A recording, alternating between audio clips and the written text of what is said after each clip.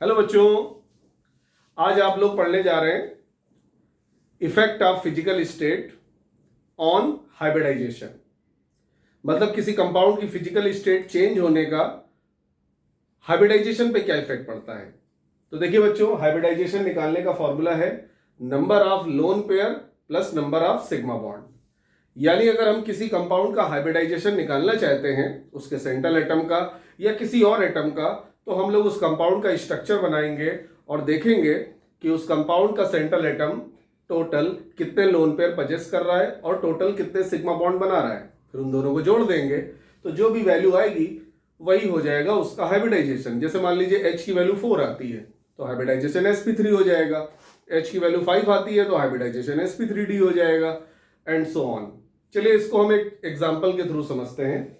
जैसे phosphorus pentachloride, कई बार ये IIT एडवांस में भी आ चुका है क्वेश्चन और कई एग्जाम में ये क्वेश्चन आ चुका है कि PCl5 का हाइब्रिडाइजेशन बताइए सॉलिड स्टेट में। तो कई लोग इस क्वेश्चन को बहुत ही अलग तरीके से करते हैं, हाइब्रिडाइजेशन निकालने का फॉर्मूला लगा देते हैं, तमाम फॉर्मूले होते हैं, लेकिन हाइब्रिडाइजेशन निकालने का सबसे ऑथेंटिक जो तरीका है, जो सबसे सही तरीका है, वो यही फॉर्मूला है। तो जो दूसरी मेथड्स हैं उससे जब हाइब्रिडाइजेशन निकालते हैं तो इस क्वेश्चन का आंसर गलत आता है।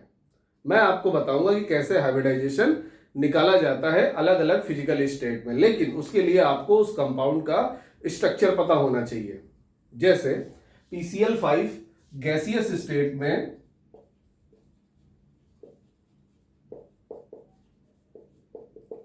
ये कोवेलेंट कंपाउंड होता है।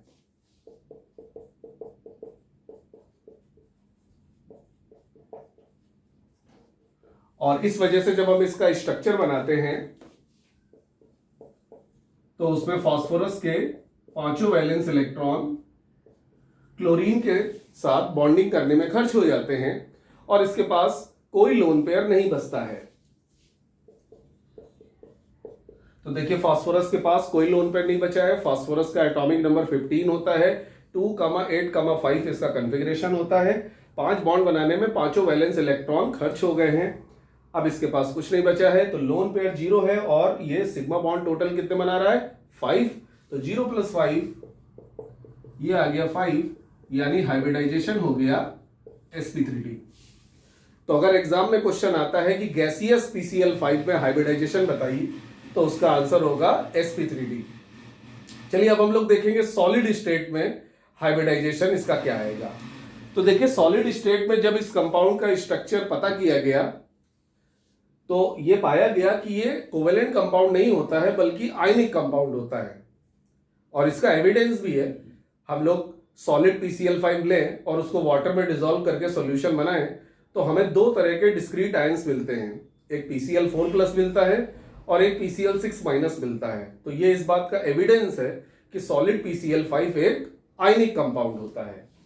तो फिर अगर हमें सॉलिड स्टेट में हाइब्रिडाइजेशन निकालना है PCl5 का तो हम इसका स्ट्रक्चर कुछ इस तरह से बनाएंगे। पहले आप ये देख सकते हैं कि सॉलिड स्टेट में ये आयनिक कंपाउंड होता है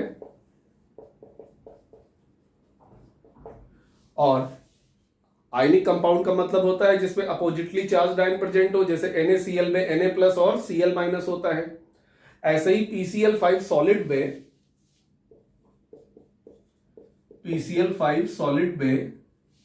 PCl4+ और PCl6- ये आयंस प्रेजेंट होते हैं। इसके लिए हम कोई भी सॉल्वेंट ले सकते हैं और उसमें सॉलिड PCl5 को डिसॉल्व कर सकते हैं तो हमें दो आयंस मिलेंगे, PCl4+ और PCl6-। तो अगर हम लोग हाइब्रिडाइजेशन निकालना चाहते हैं PCl5 में फास्फोरस का तो हमें इन दोनों आयंस का स्ट्रक्चर बनाना पड़ेगा। तो जब हम स्ट्रक्चर बनाते हैं PCl4+ का तो कुछ ऐसा स्ट्रक्चर आता है। देखिए वैसे तो फास्फोरस के पास 5 वैलेंस इलेक्ट्रॉन होते हैं, लेकिन प्लस चार्ज आते ही एक इलेक्ट्रॉन रिमूव हो जाएगा, बचेंगे 4 वैलेंस इलेक्ट्रॉन। 4 बॉन्ड बना लिए तो लोन पेयर 0 है, सिग्मा बॉन्ड 4 है। तो यहां पे हाइब्रिडाइजेशन sp3 आ जाएगा। लेकिन जब PCl6 माइनस का स्ट्रक्चर बनाएंगे तो वो स्ट्रक्चर इस तरह से आएगा। फास्फोरस के पास 5 वैलेंस इलेक्ट्रॉन है, माइनस का मतलब एक इलेक्ट्रॉन एक्स्ट्रा गेन किया, 6 हो गए, बॉन्ड भी 6 बना लिए, तो फिर से 0 लोन पेयर। लेकिन अब की बार सिग्मा बॉन्ड 6 है, तो हाइब्रिडाइजेशन sp3d2 है। यहां पे कहने का मतलब PCl5 अगर सॉलिड है तो वहां पे जो फास्फोरस एटम है उसका हाइब्रिडाइजेशन sp3d नहीं होगा, बल्कि उसका हाइब्रिडाइजेशन होगा sp3 और sp3d2। तो यही क्वेश्चन बच्चों आईआईटी में पूछा गया था कि सॉलिड PCl5 में फास्फोरस का हाइब्रिडाइजेशन बताएं, तो इसका आंसर था both sp3 and sp3d2। Cation में sp3 हाइब्रिडाइजेशन आया है और एनायन में sp3d2 हाइब्रिडाइजेशन आया है। तो देखा बच्चों, गैसियस स्टेट में PCl5 sp3d हाइब्रिडाइजेशन शो करता है, लेकिन सॉलिड स्टेट में PCl5 sp3 and sp3d2 hybridisation show करता है। तो ये था एग्जांपल इस बात का कि कंपाउंड्स की फिजिकल स्टेट चेंज होने पर उनका हाइब्रिडाइजेशन भी चेंज हो सकता है। चलिए एक एग्जांपल और देखते हैं, वो है सल्फर ट्राई ऑक्साइड का।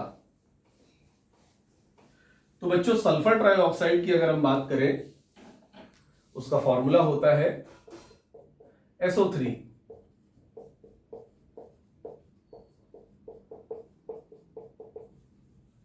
तो गैसियस स्टेट में बच्चों इसकी प्रॉपर्टी होती है कि ये मोनोमर की फॉर्म में एग्जिस्ट करता है, एग्जिस्ट एज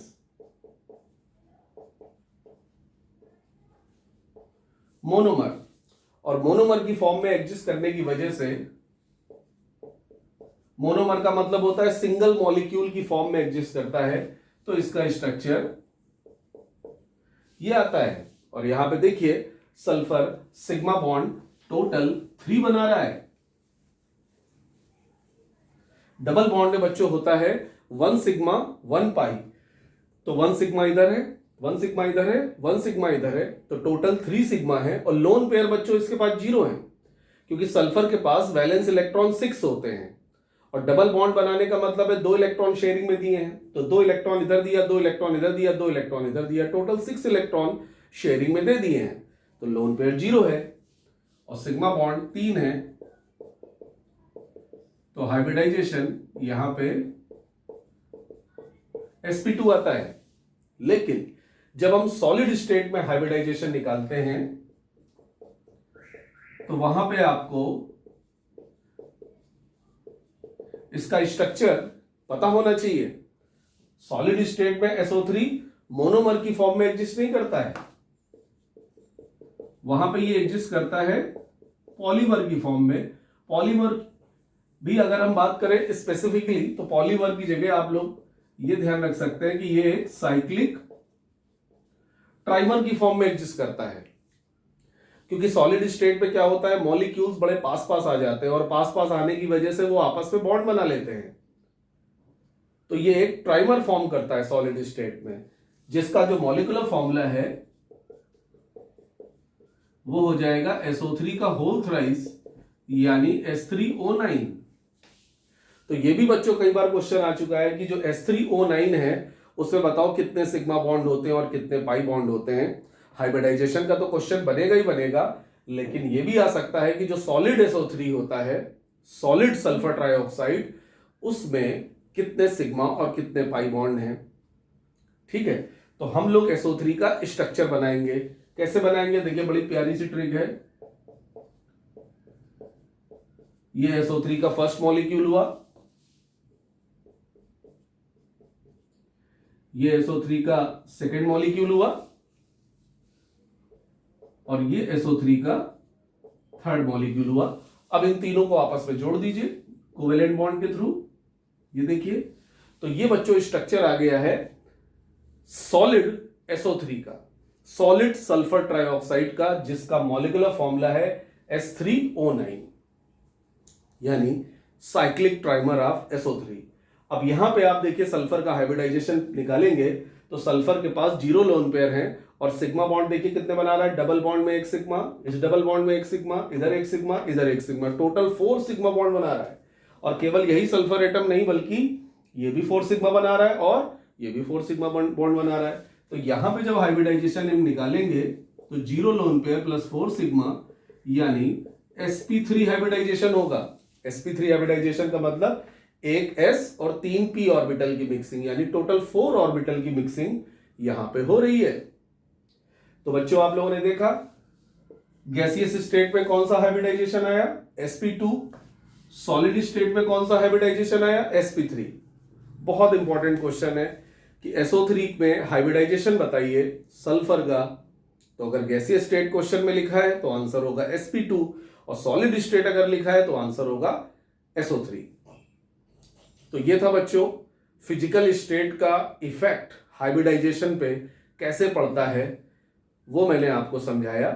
अब मैं एक एग्जांपल और लूंगा और आप लोग उसमें हाइब्रिडाइजेशन निकालिएगा और कमेंट्स में लिखिएगा सभी लोग कि आंसर क्या होगा। मैं एग्जांपल लूंगा बेरिलियम क्लोराइड का और आपको बताना है, कमेंट्स में लिखना है कि बेरिलियम क्लोराइड में हाइब्रिडाइजेशन गैसियस स्टेट में क्या होगा और सॉलिड स्टेट में क्या होगा। चलिए मैं स्ट्रक्चर बता देता हूं, आप लोग हाइब्रिडाइजेशन निकालिएगा। बेरिलियम क्लोराइड, बेरिलियम क्लोराइड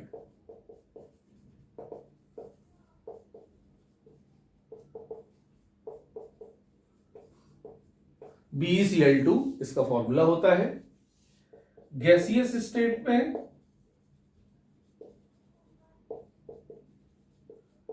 ये बच्चों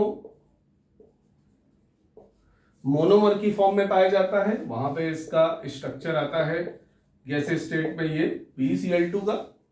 और सॉलिड स्टेट में क्या होता है, BeCl2 के मॉलिक्यूल काफी पास पास आते हैं और आपस में बॉन्ड बना के जुड़ते चले जाते हैं और एक पॉलीमर फॉर्म होता है। ये बहुत इंपॉर्टेंट बात है कि सॉलिड स्टेट में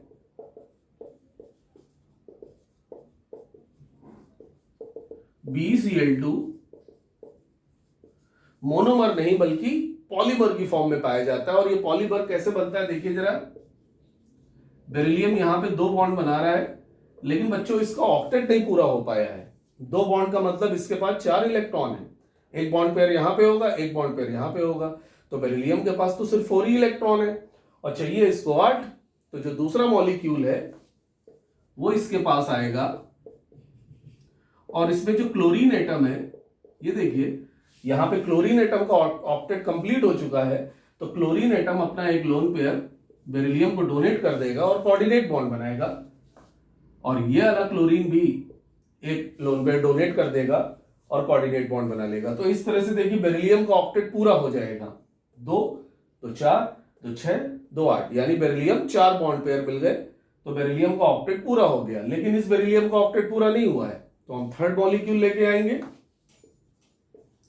और उस थर्ड मॉलिक्यूल में क्लोरीन एटम फिर से कोऑर्डिनेट बॉन्ड बनाएगा और इसी तरह से बेरिलियम क्लोराइड के कई मॉलिक्यूल आपस में जुड़ते चले जाएंगे और इस तरह से बेरिलियम क्लोराइड का पॉलीमर सॉलिड स्टेट में फॉर्म होगा।